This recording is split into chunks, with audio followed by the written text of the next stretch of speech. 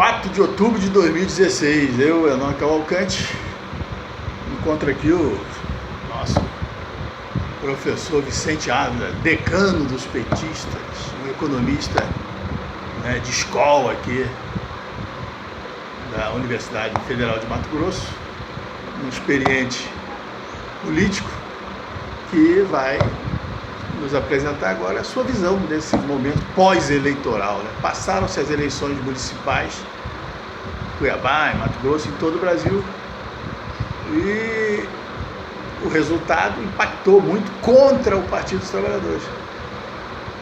Pelo menos a gente lê isso aí, está na mídia, está em todas as manchetes. Como é que você, professor Ávila, está vendo esse momento? Foi um triunfo, e está sendo ainda um triunfo da classe dominante, usando a ferramenta da grande mídia e o golpe contra a presidente. É bom lembrar que em situação de aperto histórico, a direita sempre recorre a duas figuras: o antipolítico e uma figura demonizada. Por exemplo, o Collor era antipolítico e tinha o Marajá como o seu demônio. Agora a grande mídia tinha a antipolítica também, tanto é que refletiu muito, foi um arranhão forte na democracia, as abstenções, superior às demais eleições, porque a opinião pública foi vacinada contra políticos e partidos políticos, o que é uma injustiça, porque existem muita gente decente em diversos partidos políticos, não apenas o PT, muita gente decente que foi tratada tudo no rodão de igualar por baixo. Uma meia dúzia de assaltantes da Petrobras, tanto do PT como de vários outros partidos, conseguiu fazer com que a parte fosse tomada pelo todo. Eu costumo dizer, porque um padre é pedófilo, alguns padres são pedófilos e alguns evangélicos são estupradores, não se pode dizer, está muito distante dizer que a Igreja Católica é imoral ou que os evangélicos são imorais. Está muito distante, isso é uma injustiça, tomar-se alguns pelo todo, mas isso foi feito abusivamente. E diz os analistas da grande mídia que o PT está sepultado. Ele não está nem morto, nem sepultado. Ele está vivo, ele é um projeto que realizou o maior programa social da história do Brasil, elogiado internacionalmente pela França, pelo Barack Obama, presidente dos Estados Unidos, chamou o Lula de o cara.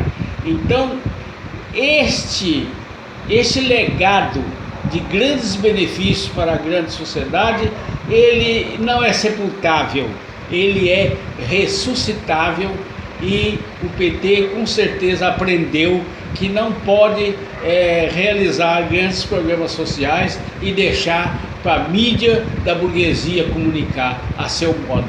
Ele tem que ter imprensa própria. Este é o ponto, é um dos pontos de partida. O outro ponto de partida é retomar a história do PT. Retomar a história do PT e das esquerdas, de um modo geral, que tem muita virtude. É bom que se diga que esse golpe eleitoral chegou agora aqui no Brasil, mas ele faz parte de uma nova onda neoliberal que derrubou vários governos, por exemplo, da Argentina. É uma onda que chegou aqui agora no efeito eleitoral. Um fato importante no plano ideológico é que o Estado e a democracia sempre foram apropriados e utilizados a favor dos interesses da classe dominante. E eles ficaram um tempo de escanteio, mas agora retomaram o Estado brasileiro com o golpe contra Dilma e agora com o golpe da grande mídia. É interessante ressaltar mais uma vez que A grande abstenção, maior do que a abstenção maior da história, resultou de uma vacina da população contra políticos. E isso é um arranhão que vai levar algum tempo para ser desfeito. Mas nós acreditamos, o PT tem história, as esquerdas do Brasil têm história, têm passado de luta, as organizações sociais, extrapartidos, sindicatos e outros, estão presentes, o movimento pela democracia no Brasil foi construído recentemente e está atuante. Nós temos todas as possibilidades de reverter essa morte, entre aspas, do PT. Nós podemos observar que a influência da grande mídia foi tão forte nessas eleições que pega, por exemplo, um estado como o Acre, onde está um pouco fora desse circuito da grande mídia, o PT elegeu o prefeito. Então, isso mede o efeito da grande mídia, principalmente dos centros urbanos mais populosos. Aqui em Cuiabá, o PT tinha 2 vereadores na Câmara Municipal, ficou sem nenhum.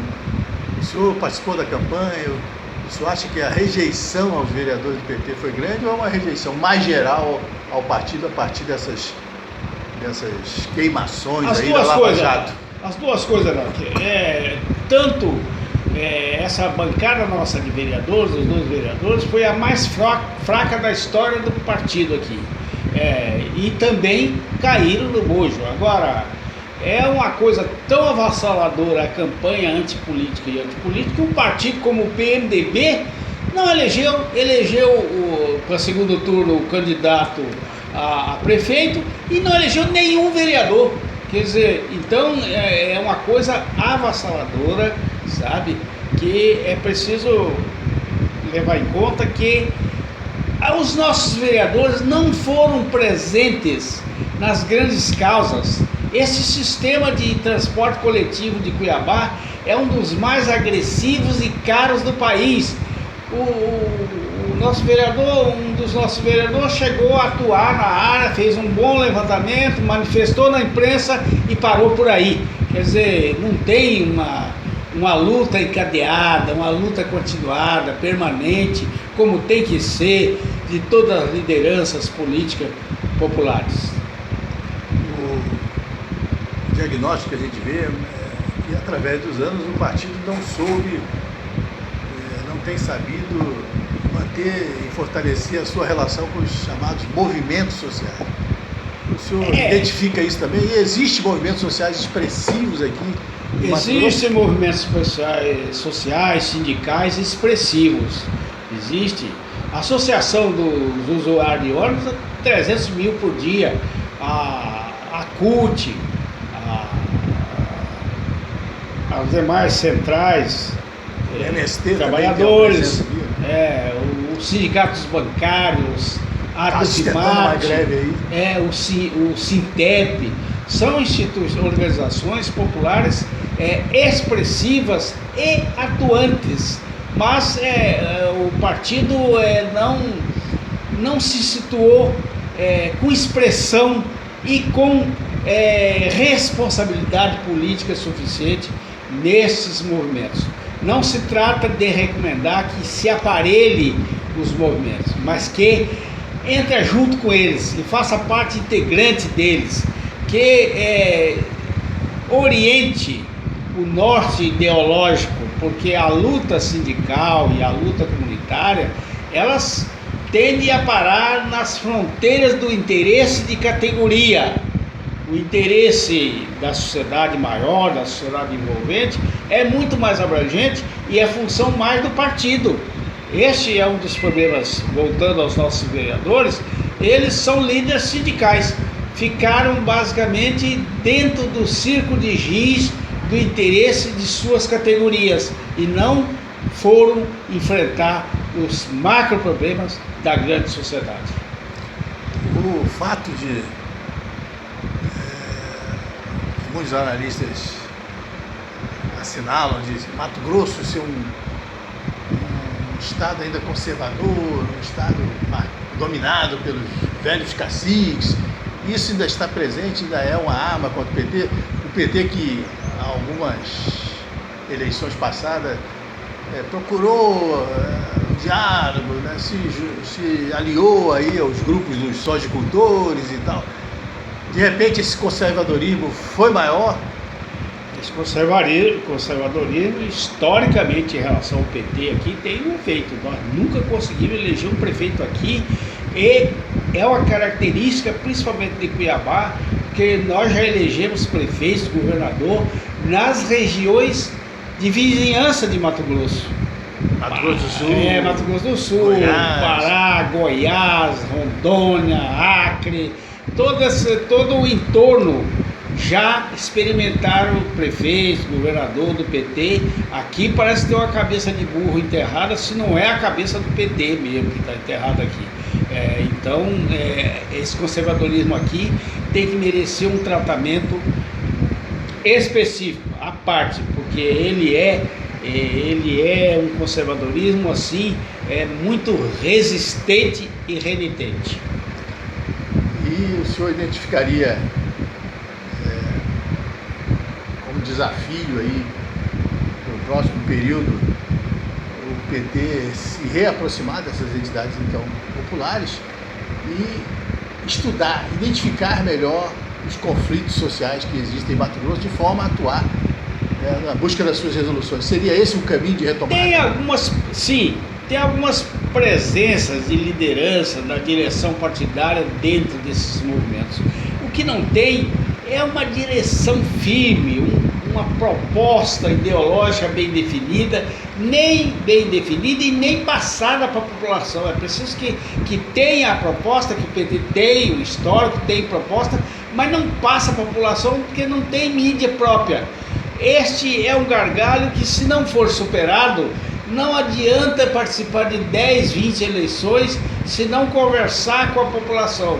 O eleitor alternativo, que está buscando sair desse conservadorismo, dessa rotina, desse dia a dia, dos políticos carreiristas. Nós temos em Mato Grosso um exemplo interessante. Nós temos um grande político em Mato Grosso que fez a PEC das domésticas e votou pelo impeachment da presidenta dos trabalhadores. Quer dizer, ficou dentro do limite da sua carreira política. E essa questão do carreirismo político precisa ser reestudado, porque a carreira política é também necessária. Mas a carreira política é para quê? Para cuidar de interesses pessoais ou de interesse de classe? Carreira política para acumular conhecimento e liderança para colocá-los a serviço da população, dos mais humildes, dos trabalhadores. O senhor identificaria,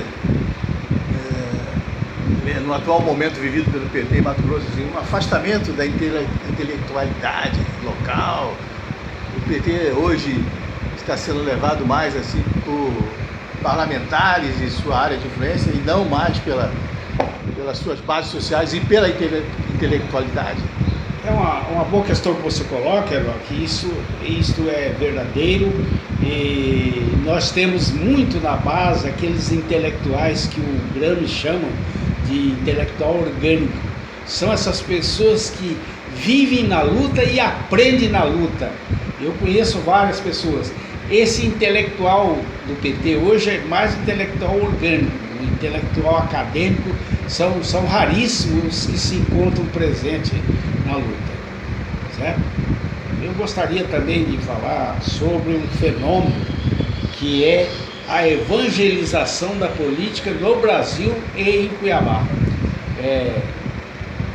Eu respeito muito os evangélicos, tenho filho evangélico, tenho amigo pastor, mas eles trabalham dentro de uma linha de ideologia pura e muito carreirismo político.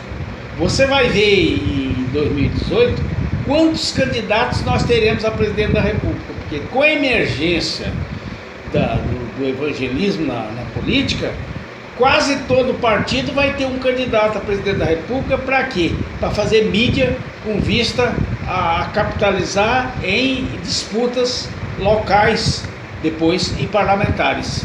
Então é um fenômeno que tem que ser percebido, a questão da evangelização da política, que não é um mal em si, mas foi muito decisivo. Por exemplo, aqui em Mato Grosso, se o procurador Mauro tivesse saído aliado com o Juliet, a Séries, nós hoje estaríamos no segundo turno. Então preferiu seguir uma linha purista, sabe, e não emplacou. Seria uma espécie de salvador da pátria. Exatamente. O senhor está aí fazendo essa análise desse período pós-eleitoral, mas nós continuamos com a eleição aí servida, né, para as definições dos eleitores e as definições daqueles eleitores de esquerda. Como é que o senhor visualiza? O partido até agora não se manifestou, não houve reunião de diretório, não há uma palavra oficial do partido.